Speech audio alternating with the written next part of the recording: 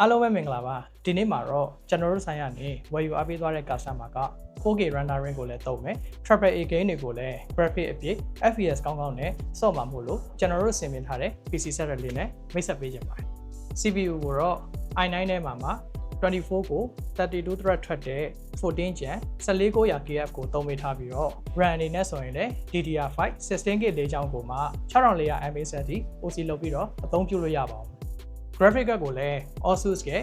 ROG Strix 4070 Super 12GB ကိုသုံးပေးထားပြီးတော့ storage အနေနဲ့ဆိုရင်လည်း PCIe Gen 4 M.2 1TB ကိုအသုံးပြုပေးထားပါတယ် i9 CPU ဖြစ်တာမို့လို့ temperature ကိုလည်းစိတ်မပူပါအောင် Lian Li ရဲ့ SN Infinity 360 Cooler ကိုသုံးပေးထားပါတယ်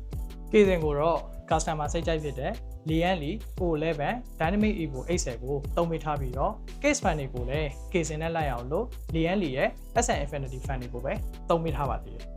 အခုလို high end PC မျိုးတွေကိုပဲဆင်ကျင်တာဖြစ်ဖြစ်မိမိတို့စိတ်တိုင်းကြ customize လုပ်ပြီးတော့ဆင်ကျင်တာပဲဖြစ်ဖြစ် PC set တဲ့အကုန်လုံးမှာ cash discount တွေပါဝင်နေတာမို့လို့ဝယ်ယူလိုပါက online ကဖြစ်စေကျွန်တော်တို့ရဲ့ That is အလုံးသို့မဟုတ်တိမ်ပြူကိုဖြစ်စေလာရောက်ဆွေးနွေးတိုင်ပင်ဝယ်ယူလို့ရတယ်လို့အသိပေးရင်နောက်ထပ်ဗီဒီယိုနဲ့ကျွန်တော်ပြန်လာခဲ့ပါဦး